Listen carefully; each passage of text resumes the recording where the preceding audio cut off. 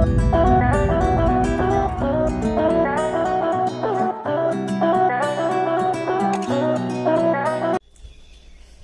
Morning students. अभी आपका topic रह गया था टाइप्स ऑफ सैम्पलिंग। पिछली क्लास में मैंने बताया था आपको सैम्पलिंग मेथड कि सैम्पलिंग मेथड क्या होता है। आज हम डिस्कस करेंगे टाइप्स ऑफ सैम्पलिंग कि जो सैम्पलिंग मेथड है उसके क्या क्या टाइप्स हैं। ठीक है, तो उसके जो टाइप्स होते हैं आपके दो तरीके से होती है। जो आपके सैम्पलिंग मेथड है वो दो तरीके का होता है। पहला है आपका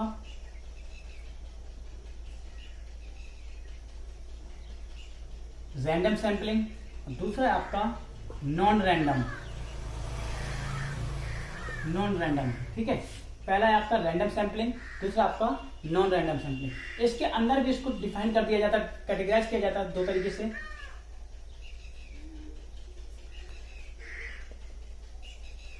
सिंपल रैंडम और इसको बोला जाता है अनरिस्ट्रिक्टेड सैम्पलिंग। ठीक है, इसको बोला जाता है रिस्ट्रिक्टेड रैंडम सैम्पलिंग। ठीक है, रैंडम सैम्पलिंग उसको दो तरीके से कैटेगराइज किया जाता है, सिंपल रैंडम, दूसरे को बोला जाता है रिस्ट्रिक्टेड रैंडम। सिंपल रैंडम को ये भी बोला जाता है अनरिस्ट्रिक्टेड, मतलब कोई भी रिस्ट्रिक्शन इस पे नहीं होती है, इस पे रिस्ट्रिक्शन होती है। रिस्ट्रिक्टेड रैंडम सैम्पलिंग को फिर और फर्दर डिवाइड कैटेगराइज किया जाता है वेरियस टाइप्स ऑफ एक्टिविटीज में। एक होता है स्ट्रेटिफाइड और एक दूसरा होता है स्ट्रेटिफाइड के बाद होता है आपका स्ट्रेटिफाइड, इसके बाद होता है आपका सिस्टमैटिक,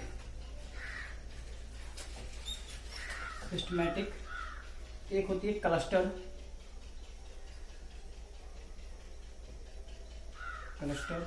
और एक होता है मल्टी स्टेज।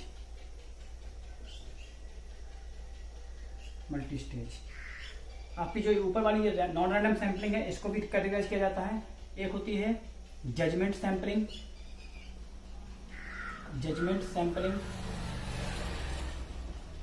दूसरी होती है कोटा सैम्पलिंग एंड थर्ड होती है कन्वीनियंस सैम्पलिंग।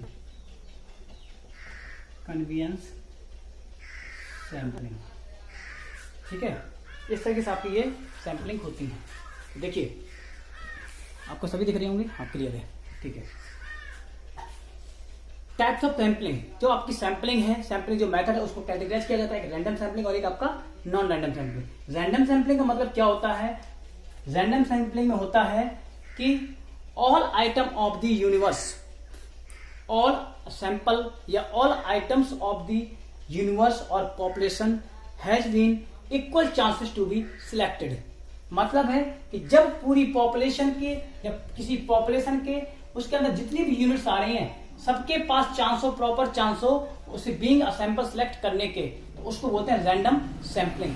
जैसे क्लासरूम है हमारा, ठीक है, हमें मॉनिटर बनाना है, तो क्लासरूम में अगर 80 बच्चे हैं तो 80 बच्चों के पास प्रॉपर बराबर उनके पास चांसेस हैं being as a representative select होने का। तो जब किसी भी पॉपुलेशन में एज अ सैंपल सिलेक्ट होने के प्रॉपर चांस होते हैं, सभी के इक्वल चांस होते हैं, तो उसको बोलते हैं रैंडम सैंपलिंग। ठीक है, तो मतलब है कि जब किसी होल पॉपुलेशन में each and every items of the population have a equal chances to be selected as a sample. ठीक है, तो इसकी डेफिनेशन भी इस प्रकार से रहती है कि random sampling method refers to a method in which every item in the universe has a known chance of being chosen for the sample। मतलब कि रैंडम सैंपलिंग का मतलब है कि ऐसी रैंडम सैंपलिंग जिसके अंदर पूरी पॉपुलेशन के ईच एंड एवरी आइटम्स को ये पता होता है, नॉन चांस होता है कि उसे सिलेक्ट किया जा सकता है। ठीक है, जैसे मान लो कि क्रिकेट के लिए एक टीम बनानी है, ठीक है, तो मतलब है कि जो आपके क्लास में जो बच्चे होंगे उन सबके पास एक प्रॉपर चांस होगा कि मेरा सिलेक्शन हो सकता है। ठीक है, सेम ये भी है कि जैसे कि आपका कोई मान लीजिए कि हम कहते हैं कि हम किसी एक जैसे बोलते हैं कि कोई कंपटीशन करवा रहे हैं, ठीक है, हम बोलते हैं किसी एक बच्चे को आपको कंपटीशन में बुला लेंगे। ठीक है, तो मतलब है कि each and every student have a equal known chance to be selected as a sample. यहां पे इक्वल नोन चांस है, मतलब उसको पता है कि उसको सिलेक्ट किया जा सकता है। ठीक है, तो मतलब है कि रैंडम सैंपलिंग आपकी वहां होती है जब पॉपुलेशन के ईच एंड एवरी आइटम्स को इक्वल चांस होता है एज ए सिलेक्टेड होने का, एज ए सैंपल सिलेक्ट किया जा सकता है। ठीक है, तो यही चीज है। इसमें एग्जांपल आप क्लासरूम का लिख सकते हैं एज अ क्लास का रिप्रेजेंटेटिव के लिए। ठीक है, इसमें आपका क्या चीजें हैं, इसमें कुछ आपके पॉइंट्स हैं, जैसे कि पॉइंट्स में आपके देख लीजिए क्या क्या पॉइंट्स है आपका। कि पहला पॉइंट क्या है, the selection of sample item is independent of the person making the study. मतलब है कि जिसका आप एज ए सिलेक्शन कर रहे हैं, सैंपलिंग कर रहे हैं, जिसको आप सिलेक्ट करेंगे, ठीक है, वो हमारा स्टडी करने वाले पर्सन से डिफरेंट इंडिपेंडेंट होना चाहिए। ठीक है, मतलब है कि जैसे कि ये पूरी पॉपुलेशन है, इसमें से अगर मुझे एक सैंपल सेलेक्ट करना, अगर मान लो मैं क्लास टीचर हूं, ठीक है, यहाँ पे सभी स्टूडेंट हैं, 80 स्टूडेंट हैं, अगर मुझे सिलेक्ट करना, किसी को एज ए मॉनिटर सिलेक्ट करना है, तो देखिए पूरे 80 स्टूडेंट के पास equal chance, equal known chance है to be selected as a representative. ठीक है, तो मतलब है कि when whole population, when each and every items of the population have equal known chance to be selected as a sample, मतलब कि उससे सैंपल सिलेक्ट होने का चांसेस होंगे, है चांसेस, और मैं और ये दोनों इंडिपेंडेंट होने चाहिए, कोई एक दूसरे के ऊपर डिपेंडेंट नहीं होना चाहिए। ठीक है, तो रैंडम सैंपलिंग में क्या होता है, जो स्टडी करने वाला पर्सन होता है और जो सैंपल साइज है, सैंपल है, उन दोनों में क्या होना चाहिए, इंडिपेंडेंट होना चाहिए। ठीक है, तभी इसका सिलेक्शन किया जा सकता है। ओके, दूसरा है आपका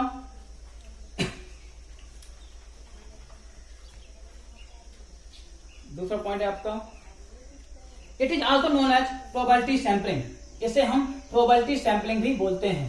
ठीक है, प्रोबेबिलिटी सैंपलिंग, जैसे आप लोग प्रोबेबिलिटी देखो ना, इसकी क्या प्रोबेबिलिटी है, तो मतलब क्या होता है, किसी भी चीज की दोनों बराबर सेम प्रोबेबिलिटी होती है। जैसे हेड और टेल, अगर हम एक सिक्के को एक बार उछालते हैं तो क्या प्रोबेबिलिटी होगी, तो हेड की और टेल की दोनों की इक्वल प्रोबेबिलिटी होगी। तो सेम इसमें भी।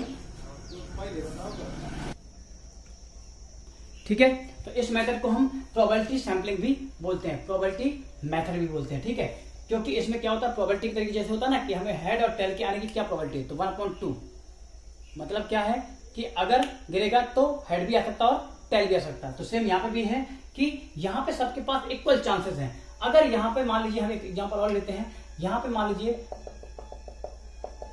इतने लोग हैं, कितने हैं देखिए, 4 5 9 5 14 2 16 लोग हैं।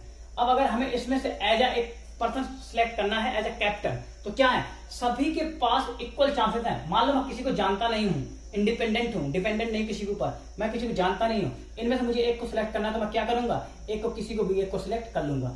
तो बट जब मैं सिलेक्ट करूंगा किसी एक को, तो ऐसा नहीं कि उसी को मैं सिलेक्ट करना चाहता था, इसमें यह है कि सबके पास इक्वल चांस था, इक्वल नोन चांस था कि मुझे सिलेक्ट किया जा सकता है, और फिर मैं उनको सिलेक्ट कर लेता हूं। तो यही चीज है कि रैंडम सैंपलिंग में क्या होता है, when the each and every item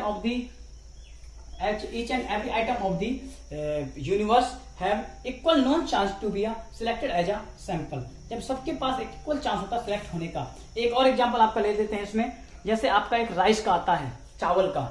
जब आप चावल पकाते हैं तो उसमें से देखते हैं आप कि आप क्या करते हैं, ऐसा तो नहीं कि चुन के उठाते हैं कि नहीं इस कोने से चावल उठाएंगे, ऐसा नहीं, आप उस बर्तन में से क्या करते हैं, रैंडमली किसी को भी उठा लेते हैं। तो वही चीज है, जब किसी को भी उठा लेते हैं तो मतलब क्या है, उस पूरे चावल के बर्तन के अंदर जितने भी चावल हैं सबके पास इक्वल चांस था एज ए सैंपल सिलेक्ट होने का, बट आपने जिनको सिलेक्ट किया वही आपके सैंपल साइज होंगे। तो वही चीज है कि होल यूनिवर्स में सबके पास पूरा चांस था, यूनिवर्स का मतलब क्या, उस पूरे एरिया में, उस एरिया में जितने भी लोग थे, जितने भी चावल थे, सबके पास राइस थे, सबके पास प्रॉपर टाइम था, सबके पास प्रॉपर चांसेस था, इक्वल चांस था कि सिलेक्ट होने का, बट आपने केवल जिनको सिलेक्ट किया वही आपके सैंपल होंगे।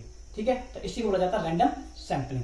रैंडम सैंपलिंग क्या है, यहाँ पर डिस्क्रिमिनेशन होने के बिल्कुल भी चांसेस नहीं होते हैं। डिस्क्रिमिनेशन इसलिए हो सकता क्योंकि जो स्टडी करने वाला पर्सन है वो डिफरेंट होता है और जो साइज ऑफ सैंपल है वो डिफरेंट होते हैं, तो दोनों के बीच में कोई भी डिस्क्रिमिनेशन होने के चांसेस नहीं होते हैं। ठीक है, इसलिए रैंडम सैंपलिंग को फिर फर्दर डिवाइड किया जाता है दो मेथड में, एक सिंपल रैंडम और एक आपका रिस्ट्रिक्टेड रैंडम। सिंपल रैंडम को हम अनरिस्ट्रिक्टेड भी बोलते हैं, अनरिस्ट्रिक्टेड। इसका मतलब क्या है, देखिए, simple random sample is one in which every item of the population has an equal chance of being selected. मतलब कि जब पूरी पॉपुलेशन में, मतलब पूरी यूनिवर्स में each and every item equal chance रखता है सिलेक्ट होने के, जब इक्वल चांस होता है उसके सिलेक्ट होने के, तो उसको बोलते हैं सिंपल रैंडम सैंपलिंग। ठीक है, उसको बोलते हैं simple random sampling. Restricted random sampling का आपका आ जाता है, रिस्ट्रिक्टेड रैंडम सैंपलिंग बोला जाता है the selection of sample random sample is appropriate when different item of the appropriation are homogeneous. मतलब है कि सिंपल रैंडम या अनरिस्ट्रिक्टेड सैंपलिंग आपका वहां यूज किया जाता है जहां पे आपके जो डेटा है या जो आपके सैंपल हैं वो सभी होमोजीनियस नेचर के होते हैं। जब होमोजीनियस नेचर के हैं मतलब सेम एक जैसे हैं तो मतलब है कि सबके पास इक्वल चांस होगा एज ए सिलेक्ट होने का। बट रिस्ट्रिक्टेड रैंडम सैंपलिंग आपकी वहां यूज की जाती है जहां पे सभी इंफॉर्मेशन होमोजीनियस नेचर के नहीं होते हैं। कुछ डेटा होमोजीनियस भी होते हैं और कुछ आप हेट्रोजीनियस भी होते हैं। तो इसलिए जहां पे आपका हेट्रोजीनियस डेटा अप्लीकेबल होता है, ठीक है, याद रखिएगा आपके डेटा दो तरीके होते हैं, एक होमोजीनियस और एक हेट्रोजीनियस। जहां पे आपके होमोजीनियस होते हैं वहां पे आपका अप्लाई किया जाता है सिंपल रैंडम, और जहां पे आपके हेट्रोजीनियस होते हैं वहां अप्लाई किया जाता है रिस्ट्रिक्टेड रैंडम सैंपलिंग। ठीक है, वहां पे कुछ रिस्ट्रिक्शन होती है, उनके साथ हमें वहां पे सैंपलिंग करनी होती है, इसलिए उसको बोलते हैं restricted random sampling. Unrestricted simple random को अनरिस्ट्रिक्टेड बोला जाता है क्योंकि यहाँ पे कोई भी रिस्ट्रिक्शन नहीं होती है इन्वेस्टिगेटर के ऊपर, वो किसी भी तरीके से उनका सिलेक्शन कर सकता है। क्योंकि क्या है यहाँ पे सभी साइजेस क्या, सभी सैंपल क्या है, बिल्कुल सेम होते हैं, किसी में कोई डिफरेंस होने के चांसेस नहीं होते हैं। ठीक है, तो यही चीज है कि सिंपल रैंडम सैंपलिंग में क्या होता है कि each and every item of the population have equal chance to be selected as a sample. ठीक है, ये होता है। इसमें क्या होता है, हम इसमें किसी ऐसा नहीं है कि किसी एक को या एक से ज्यादा किसी दूसरे को हम चांस दे दें कि नहीं तुम्हें ही हम सिलेक्ट करेंगे। ठीक है, याद रखिएगा सिंपल रैंडम सैंपलिंग में किसी तरीके का कोई फेवर नहीं किया जाता है, बिल्कुल व्यास फ्री होती है, मतलब कि वहां पे किसी तरीके कोई व्यास नहीं होता है, सीधे सीधे आप जाते हैं और पॉपुलेशन जो रखते हैं उसमें एक को सिलेक्ट कर लेते हैं। अब इसका भी एग्जांपल बता देते हैं कि सिंपल रैंडम सैंपलिंग कैसे होती है। सिंपल रैंडम सैंपलिंग के भी दो चांसेस होते हैं, एक होता है लॉटरी सिस्टम। लॉटरी आप लोगों ने सुना होगा, लॉटरी सिस्टम। अनरिस्ट्रिक्टेड सैंपलिंग या सिंपल रैंडम सैंपलिंग जो होती है वो दो तरीके से की जाती है, एक होती है लॉटरी सिस्टम और एक होती है नंबर टेबल। ठीक है, एक होती है टेबल नंबर या नंबर टेबल। ठीक है, लॉटरी सिस्टम में क्या होता है कि सबसे पहले आप लोगों ने लॉटरी देखी होंगी कैसे निकाली जाती है। तो लॉटरी सिस्टम में क्या होता है, फर्स्ट ऑफ ऑल हमें जिस एरिया की सैंपलिंग करनी है वहां पे हम क्या करते हैं, उन सब की डेटा को हम एक स्लिप पे लिखते हैं, एक स्लिप पे लिखते हैं ईच एंड एवरी आइटम को। ठीक है, सभी को स्लिप पे लिख लेते हैं। इसके बाद उन स्लिप को क्या करते हैं, फोल्ड कर देते हैं और फिर इसके बाद जो पर्सन को हम या तो आंखों में उसके पट्टी बांध देते हैं या फिर उसको इंडिपेंडेंट पर्सन, जो पर्सन जानता नहीं, जिसने देखा नहीं इसको, ठीक है, उसको बोलते हैं और उस बॉल में से उसको किसी को एक को सिलेक्ट करता है। जब एक को सिलेक्ट करता है उस पर्ची में जिसका नाम होता है उसी को हम सिलेक्ट कर लेते हैं एज अ सैंपल। ये चीजें लॉटरी सिस्टम है। जैसे आप लोगों ने चोर सिपाही वाला खेला होगा, ठीक है, या फिर आप लोगों ने ये सुना होगा, खेला होगा, क्या बोलते हैं, जैसे हम लोग क्रिकेट में, हाँ एक यूनिवर्सल है इसका लॉटरी सिस्टम वाला एक बोल सकते हैं कि क्रिकेट में क्या होता है कि आप लोग क्या करते हैं, चलिए इसको क्रिकेट वाला वो नंबरिंग कर सकते हैं, पर इसमें हम फिर भी बता देते हैं कि क्रिकेट में जैसे हमें निकालना है कि किसका नंबर आएगा। ठीक है, तो जैसे हाँ ये हाथ वाला करते हैं कि किसी की पीठ पे जाकर के हम नंबरिंग देते हैं कि किसका ये नंबर आएगा, तो आप बोल देते हैं किसी का रैंडम में किसी का भी बोल सकते हैं। तो देखिए अगर आपके पास टीम में 11 प्लेयर खेल रहे हैं, आप एक के पीछे आप ये हाथ का देख रहे हैं कि कितना नंबर किसका आएगा मैचिंग में, ठीक है, तो सभी प्लेयर के पास इक्वल चांस है सिलेक्ट होने का। ठीक है, और आप फिर क्या कर रहे हैं, अगर आप उनको पर्चियां लिख करके डालें, जैसे क्या करते हैं लॉटरी सिस्टम में, ये लॉटरी सिस्टम में सबसे पहले क्या किया जाता है, जिस भी चीज की आप स्टडी करना चाहते हैं उन सब की चीजों के बारे में इंफॉर्मेशन आप देख लीजिए। जैसे वो होता है आपका ये शराब के जो ठेके होते हैं, ठीक है, वो अलॉट कैसे किए जाते हैं। ठीक है, शराब के ठेके, अल्कोहल के जो ठेके होते हैं उनका अलॉट कैसे किया जाता है, अल्कोहल के लॉटरी मेथड से अलॉट किए जाते हैं। क्योंकि मान लो कि अल्कोहल के 15 लोग आ गए कि हमें ठेका चाहिए, हमें चाहिए, ठीक है, अब जो आपका जो डिपार्टमेंट है, ठीक है, अल्कोहल का डिपार्टमेंट है, नार्कोटिक ब्यूरो, ठीक है, वो क्या सोचेगा, तो क्या करता है, इन 15 लोगों को तो दे नहीं सकता, तो क्या करता है 15 लोगों के नाम एक स्लिप पे रख लेता सभी को। ठीक है, ईच एंड एवरी स्लिप पे लिख लेता है, 15 लोगों के नाम लिख लेता है। इसके बाद उन 15 लोगों के नाम को स्लिप को फोल्ड अप कर देता है। जब फोल्ड अप कर देता है इसके बाद उनको एक बाउल में रख देता है और फिर एक किसी पर्सन से बोलता है कि इनमें से एक को सिलेक्ट करो। तो मतलब है कि उस बॉल के अंदर जितने भी पर्ची पड़ी, स्लिप पड़ी है, सबके पास इक्वल चांस है सिलेक्ट होने का, बट जिसको उसने चूज किया वही आपका as a sample size select किया जाएगा। इसको बोलते हैं लॉटरी सिस्टम। दूसरा होता है नंबर टेबल। नंबर वाला क्या होता है कि इसमें आप क्या करते हैं, टेबल नंबरिंग करते हैं। जैसे आप लोगों ने बहुत बार वहां गए होंगे, शॉप पे जाते हैं और उसको बोलते हैं, वो रखे रहता है एक ऐसा पूरा टेबल जैसा बना रहता है, उस टेबल पे बहुत सारी ऐसी टेबलें बनी रहती हैं, ठीक है, और इनके ऊपर कुछ लगा रहता है जिससे कि आपको दिखता नहीं कि इसके अंदर है क्या। फिर आप क्या करते हैं, आपसे वो क्या बोलते हैं, स्क्रैच कीजिए। तो जैसे आपको उसने बोला कि 5 रुपए में आप एक बार स्क्रैच कर सकते हैं, तो 5 में जब आप एक बार स्क्रैच करने जाते हैं तो ये जितने भी यहाँ पे नंबर लिखे हैं उन सबके नंबर के पास इक्वल चांस है सिलेक्ट होने का, बट आप क्या करते हैं किसी एक को इनमें से स्क्रैच करते हैं और वही क्या होता है आपका एज अ सैंपल साइज। ठीक है, उसके बेस पे आप बता देते हैं कि ये पूरी टेबल कैसी है। ठीक है, तो याद रखिए इस सिंपल रैंडम सैंपलिंग में आपके दो मेथड होते हैं, एक तो लॉटरी सिस्टम होता है और एक का नंबर टेबल सिस्टम होता है। तो लॉटरी सिस्टम आपका बहुत पॉपुलर मेथड होता है, बहुत जगह काम किया जाता है, आप लोग भी ने बहुत बार किया होगा कि अगर जैसे कि आप लोगों को निकालना कि किसको पार्टी देनी है, किसको क्या करना है, तब क्या करते हैं कि चलो ऐसा करते हैं, सब लोगों पर नाम लिख करके पर्ची बनाते हैं और इसके बाद इसको बोल करके निकाल लेते हैं, जिसका नाम है वो पार्टी देगा। तो ये आपका क्या होता है लॉटरी सिस्टम होता है। जैसे चोर सिपाही वाला आपने खेला होगा, तो आपने फोल्ड किया पूरा ऐसे रख दिया, इसमें से एक को आपने सेलेक्ट किया, क्या आया। ठीक है, तो ये आपका क्या हो गया लॉटरी सिस्टम। तो आप लोगों ने ये चीजें की होंगी, लॉटरी सिस्टम को भी किया होगा बहुत ज्यादा। ठीक है, जो हमारा सिंपल रैंडम सैंपलिंग है उसके क्या एडवांटेज है, क्या मेरिट्स हैं, वो भी आपको बता देते हैं। पहला एडवांटेज होता है no personal bias. No personal bias मतलब कि जो आपकी सिंपल रैंडम सैंपलिंग है उसमें किसी भी तरीके का पर्सनल बियास नहीं हो सकता है, क्योंकि आपको पता है कि पर्सनल बियास इसलिए नहीं हो सकता है क्योंकि यहाँ पे लोगों जो पर्सन है वो और जो सामने यूनिवर्स दोनों ही इंडिपेंडेंट होते हैं, किसी के पास कोई भी चांसेस नहीं होता वहां पे भेदभाव करने का, इसलिए यहाँ पे पर्सनल बियास किसी भी तरीके का नहीं होता है, क्योंकि यहाँ पे पूरी यूनिवर्स के पास इक्वल चांस होता है एज ए सिलेक्ट होने का। ठीक है, जैसे है कि मान लो कि हाँ जैसे अभी आपके पंचायत का चुनाव हुआ था, तो हो सकता है 30 प्रधान खड़े होंगे चुनाव पे। ठीक है, तो 30 प्रधान के पास इक्वल चांस है एज बी सिलेक्टेड होने का। ठीक है, 30 प्रधान के पास इक्वल चांस होता है सिलेक्ट होने का एज अ प्राइम। ठीक है, तो बट इनमें से क्या होता है किसी एक को सिलेक्ट किया जाता है, तो वही आपका सैंपल हो जाता है। ठीक है, तो सभी के पास इक्वल चांस है, ऐसा नहीं है कि किसी एक को ज्यादा चांस दिया गया या किसी एक को कम चांस दिया गया, सभी को बराबर चांसेस थे। तो ये है पर्सनल बियास नहीं होता है। दूसरा है बेस्ड ऑन प्रोबेबिलिटी, ये प्रोबेबिलिटी के बेस पे तैयार किया जाता है कि जैसे कि प्रोबेबिलिटी का जो रूल होता है कि अगर आप एक बार करते हैं तो दोनों के बराबर साइड के चांसेस होते हैं, सेम यहाँ पे भी होता है कि सभी के पास इक्वल चांसेस होते हैं। एक्यूरेसी कैन बी असिस्ट, और यहाँ पे एक्यूरेसी सबसे ज्यादा होती है, क्योंकि एक्यूरेसी इसलिए होती है क्योंकि आप सैंपल सब आपके क्या होते हैं पूरे सब होमोजीनियस नेचर होते हैं, सभी बराबर होते हैं। तो सभी बराबर होते हैं, इसका मतलब है कि चाहे किसी को भी सिलेक्ट कर लो वो आपको पूरी की पूरी फुल इन्फॉर्मेशन ही प्रोवाइड करेगा। तो इसलिए यहाँ पे क्या होता है एक्यूरेसी 100% पाई जाती है। ठीक है, increasing representative of a population, साथ ही साथ है कि अगर यूनिवर्स आपका बड़ा होता जाता है तो आप क्या करते जाएंगे, उसमें से आप पॉपुलेशन का जो आपका जो सैंपल साइज है उसको भी इंक्रीज करते जाएंगे। 10 लोग हैं तो इनमें से एक तो सिलेक्ट कर लीजिए, 50 हो जाएंगे तो फिर आपको 2 या 3 लोग सिलेक्ट करने पड़ेंगे। यही चीज है कि इस सैंपल साइज का ये होता है कि आपका जितनी भी पॉपुलेशन इंक्रीज होती जाएगी उतना ही आपका ये सैंपल साइज आपका अप्रोप्रिएट होता जाएगा, उतना ही क्लियर बताता जाएगा। ठीक है, इसकी कुछ डिमेरिट्स भी हैं। डिमेरिट्स में होता है unsuitable for small sampling. Unsuitable for small sampling मतलब ये है कि जब छोटी सी सैंपलिंग करनी हो तो वहां पे अनसुटेबल होता है। जैसे 2 लोग हैं, ठीक है, 2 लोगों में हमें निकालना है कि कौन बेटर कौन बुरा अच्छा है, तो यहाँ पे हमें निकालना थोड़ा सा डिफिकल्ट हो जाएगा। ठीक है, दूसरा है difficult to prepare sampling frame, साथ ही साथ हमें सैंपलिंग फ्रेम बनाने में हमें बहुत डिफिकल्टी आती है। सैंपलिंग फ्रेम का मतलब है कि कैसा सैंपल सिलेक्ट करना है हमें। पहले हमें देखिए हम सैंपल तो सिलेक्ट कर लेंगे, बट किस तरीके का सैंपल चाहिए हमें वो बनाने में, वो डिस्कस करने में बहुत ज्यादा टाइम लगता है और बहुत ज्यादा वो डिफिकल्ट टास्क होता है, टाइम कंज्यूमिंग। ये मेथड थोड़ा सा टाइम कंज्यूमिंग भी होता है। टाइम कंज्यूमिंग इसलिए होता है क्योंकि हमें पूरी यूनिवर्स में से सैंपल को सिलेक्ट करना पड़ता है और उस सैंपल को सिलेक्ट करने में बहुत सारा टाइम कंज्यूम करते हैं। ठीक है, दूसरा आपका है रिस्ट्रिक्टेड रैंडम सैंपलिंग।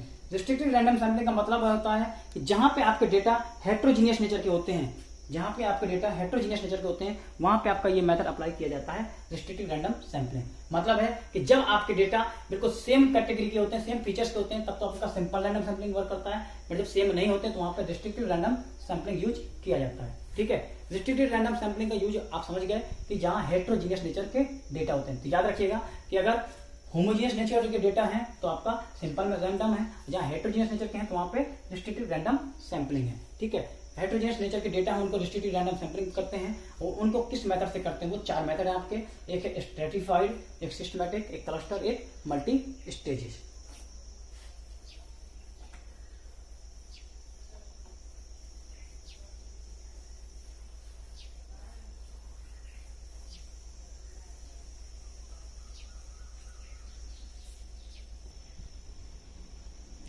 ठीक है, पहला है स्ट्रैटिफाइड।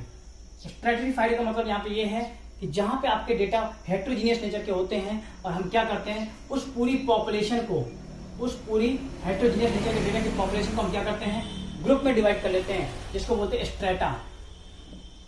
ठीक है, उसको बोलते हैं स्ट्रेटा। ठीक है, जब हम पूरी हेट्रोजीनियस नेचर की डेटा को हम क्या करते हैं ग्रुप में डिवाइड कर देते हैं, और फिर जब उन ग्रुप को डिवाइड कर देते हैं और फिर उन ग्रुप में से हम क्या करते हैं एक एक सैंपल सेलेक्ट कर लेते हैं।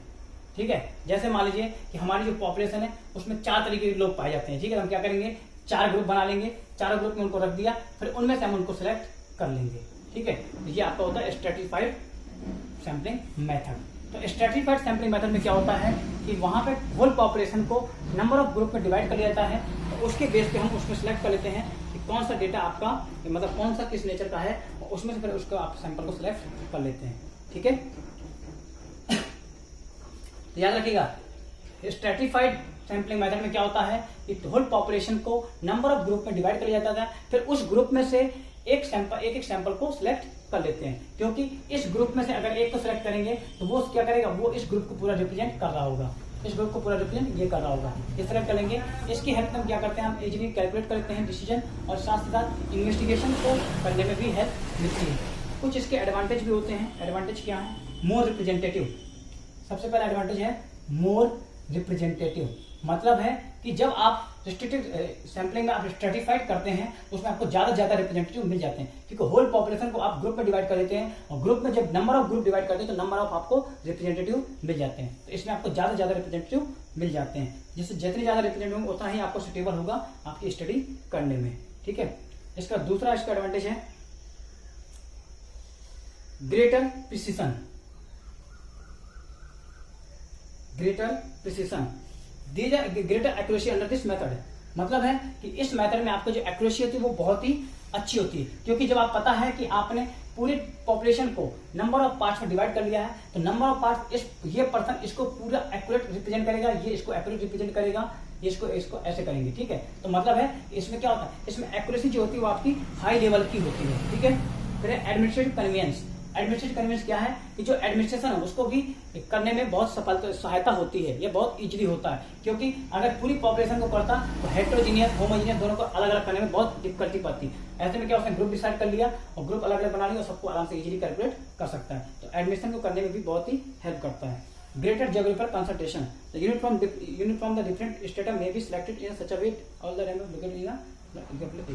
साथ ही साथ क्या है कि जो आपकी ये स्ट्रैटिफाइड मेथड है ये आपका ज्योग्राफिकल लोकेशन के लिए भी बहुत ही अच्छा होता है, क्योंकि ये क्या है, ये हम ऐसा भी कर सकते हैं जैसे हमारे पास डेटा बहुत सारे आ गए तो हम उनको डिवाइड कर दे सकते हैं कि दिल्ली के डेटा कौन है, यूपी के कौन से हैं, मुंबई के कौन से हैं, इसलिए मतलब क्या है उनको हम ज्योग्राफिकल वाइज भी क्या कर सकते हैं, उनको अलग अलग कर सकते हैं। ठीक है, इसकी कुछ डिमेरिट्स होती हैं। क्या डिमेरिट्स हैं, difficult in determine size of data, size of strata. Size of strata का मतलब क्या है कि जो हम पॉपुलेशन को जो हम ग्रुप में डिवाइड कर रहे हैं तो उस ग्रुप का साइज कितना रखें, मतलब कितने लोग एक ग्रुप में रखें, ये सबसे बड़ा डिफिकल्ट टास्क होता है। ठीक है, तो ग्रुप का साइज बनाने में डिफिकल्ट टास्क होता है। फिर है रिक्वायर्स एटमोस्ट केयर, साथ ही साथ क्या यहाँ पे बहुत ही केयर की जरूरत पड़ती है, क्योंकि अगर आपने पॉपुलेशन को डिवाइड करते समय थोड़ा सा भी मिस्टेक कर दी तो इस ग्रुप का डेटा इसमें चला जाएगा, और इसमें चला गया तो तुरंत फिर से क्या हो जाएगा, फिर से हमें वही प्रॉब्लम क्रिएट हो जाएगी। इसलिए इसमें सबसे ज्यादा केयर की जरूरत पड़ती है आपको ग्रुप को डिवाइड करने में। मोर एक्सपेंसिव, साथ ही साथ क्या है आपका ज्यादा खर्चीला होता है, क्योंकि आपको क्या होता है, आपको इसको अलग अलग ज्योग्राफिकल डिवाइड करना होता है, अलग अलग करते हैं डेटा को, इसलिए क्या इसमें ज्यादा आप लोगों को जरूरत पड़ती है। इसके लिए अलग स्टडी करेंगे, इसके लिए अलग, इसके लिए अलग, इसके लिए अलग, इसलिए क्या है कि आपको ज्यादा ये एक्सपेंसिव होता है। ठीक है, दूसरा मेथड आपका है systematic method, systematic restricted random sampling. Systematic restricted random sampling का मतलब क्या है, इसमें हम क्या करते हैं, इसमें हम पूरी पॉपुलेशन को हम डिवाइड नहीं करते हैं, पूरी पॉपुलेशन को डिवाइड ना करके हम क्या करते हैं, under this method out of the complete list of available population the sample is selected by taking every nth item of the from the list. हम क्या करते हैं, इसमें हम पॉपुलेशन को साइड ग्रुप में डिवाइड नहीं करते हैं, इसमें हम क्या करते हैं, पूरी पॉपुलेशन में जितने लोग हैं उसमें से हम nth नंबर के आइटम को हम क्या मान लेते हैं, एज अ सैंपल सेलेक्ट कर देते हैं। जैसे मान लो कि हमारे पास एशियन स्कूल में 4000 बच्चे हैं, ठीक है, हमें 4000 बच्चों में से हमें 10 लोग चाहिए एज अ सिलेक्ट करने के लिए, एज अ सैंपल हमें 10 चाहिए, तो 10 लोग चाहिए हमें, तो 10 लोग को हम क्या करेंगे, हम क्या करेंगे, 10 लोग हमें चाहिए, इसमें क्या कर सकते हैं, इसमें से 10 का डिवाइड कर देंगे, तो कितना 400, तो मतलब है कि हर 400वां बच्चा 400th बच्चा क्या होगा, हमारा एज ए सैंपल सेलेक्ट हो जाए, 400 हो जाएगा, फिर 800 पे आ जाएंगे, फिर आपका 1200 पे आ जाएंगे, इस तरह से इसको सिलेक्ट करते जाएंगे। तो मतलब यही चीज होता है कि सिस्टमेटिक सैंपलिंग में क्या होता है, यहाँ पे हम पूरी पॉपुलेशन को हम ग्रुप में डिवाइड नहीं करते हैं, हम उसको क्या करते हैं, हम उसके हर nth टर्म के आइटम को हम उसमें एज ए सैंपल सेलेक्ट कर लेते हैं। जैसे कि वही चीजें नंबरिंग है, जैसे हमने पहला एक इधर ले लिया, फिर हम 11वां ले लेंगे, फिर हम 21वां ले लेंगे, फिर 31वां ले लेंगे। जैसे क्या है 1 से 10 के बीच में ये रिप्रेजेंट कर देगा, फिर 11वां नंबर क्या करेगा, इधर से 19 तक कर देगा, फिर 20वां क्या 21वां क्या करेगा, इधर वाला रिप्रेजेंट कर देगा, ऐसे रिप्रेजेंट करते रहेंगे। तो पहला है 11 है, 21 है, 31 है। तो देखिए एक नंबर का जो ये है ये रिप्रेजेंट करेगा 10 तक, फिर 11 नंबर क्या करेगा 20 तक, 21 नंबर क्या करेगा 30 तक। तो ऐसे ही रिप्रेजेंट करते हैं। सेम ऐसे ही इसमें भी है कि 400 नंबर किसको करेगा 1 से लेकर के 400 तक, फिर इस भी उसको करेगा 401 से लेकर के 800 तक। तो इसलिए ऐसे रिप्रेजेंट इसको करते रहते हैं। तो सिस्टमैटिक मेथड में क्या होता है कि हम पूरी पॉपुलेशन को हम nth आइटम सिलेक्ट करते हैं उसका एज अ सैंपल। ठीक है, इसकी मेरिट्स इसकी डिमेरिट्स क्या होती हैं, सिंपल एंड कन्वीनियंट। ये क्या होता है, सिंपल और कन्वीनियंट होता है। बहुत ही सिंपल मेथड होता है, बहुत ही इजीली मेथड होता है। हमें कुछ नहीं करना है, हमें खाली सैंपल सिलेक्ट करने हैं, हमें ग्रुप में भी डिवाइड करने की जरूरत नहीं। हम सीधे क्या कर सकते हैं, हम पूरा का पूरा हम देख लें कि इतने बच्चे हैं, हमें 10 चाहिए, हम हर उसको 10 से डिवाइड करते हैं, हमें 20 चाहिए, हम 20 को डिवाइड करते हैं, जितने जो नंबर आता जाए nth आइटम आता जाएगा उसको हम सिलेक्ट करते जाएंगे। फिर होता है लेस टाइम कंज्यूम, और साथ ही साथ इसमें बहुत ही कम टाइम कंज्यूम होता है। हमारा 4000 बच्चों का हमें निकालना था, हमने यहीं पे निकाल दिया, इतने लोग हो जाएंगे, बस हो गया। तो ज्यादा टाइम भी नहीं लगता है। सेटिस्फैक्ट्री रिजल्ट, और साथ साथ क्या है इसका जो रिजल्ट आता है वो सेटिस्फैक्ट्री ही आता है, मतलब कि ज्यादा अच्छा भी नहीं होता है और ज्यादा खराब भी नहीं होता है, मतलब संतोषजनक होता है। डिमेरिट्स क्या है इसकी, biased result in case of periodic features. साथ साथ क्या है ये बहुत ज्यादा क्या होता है, ये बहुत ही ज्यादा कई बार क्या होता है ये पर्सनल बियासिस में होने के चांसेस होते हैं। अगर हमें पता है कि 400वें नंबर पे हमारा कोई भाई खड़ा है, भाई है, ठीक है, तो हम क्या करेंगे, अगर हमें पता है कि हमें 100 लोग हैं हमारे साथ, हमें 100 लोगों में से 5 सिलेक्ट करने हैं, ठीक है, और 5 सिलेक्ट करने 5 लोग, ठीक है, तो हमें वैसे तो क्या करना चाहिए, हमें हर 20वें बच्चे को हमें सिलेक्ट करना चाहिए। ठीक है, तो मतलब है कि हम अगर देख लेंगे कि हमारा कोई क्लोज या हमारा कोई रिलेटिव या हमारा कोई बहुत अच्छा लोग अगर इसमें किसी नंबर पे है, तो हम क्या करेंगे, हम अपनी सैंपलिंग का nth आइटम ऐसा रखेंगे कि वही नंबर उसको सिलेक्ट कर लेंगे। तो ये है यहाँ पे पर्सनल बियास होने के चांसेस यहाँ पे बढ़ जाते हैं।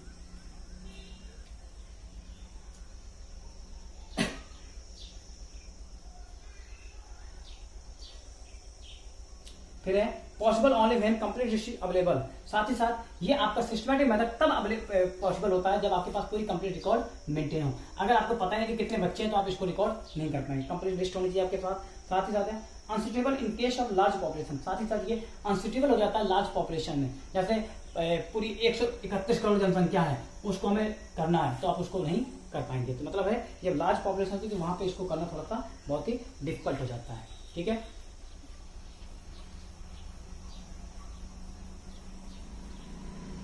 इसके बाद आपका आता है क्लस्टर। क्लस्टर का मतलब ये होता है, जो लोग नवोदय में जानते होंगे, नवोदय के बारे में सुना होगा तो वहां पे आप लोग जानते होंगे। क्लस्टर का मतलब है कि इसमें क्या करते हैं कि इसमें पूरी पॉपुलेशन को एक ग्रुप्स वगैरह में डिवाइड करते हैं, जिसको बोलते हैं क्लस्टर, मतलब कि सब ग्रुप में डिवाइड करते हैं। ठीक है, जैसे पूरी पॉपुलेशन है उसको कुछ ग्रुप्स में डिवाइड कर देते हैं। इसके बाद उन ग्रुप में से हम क्या करते हैं, नंबर ऑफ पर्सन को सिलेक्ट कर लेते हैं, इसको बोला जाता है क्लस्टर। ठीक है, यहाँ पे ग्रुप थोड़ा सा ज्यादा होते हैं, बस इतना याद रखिएगा।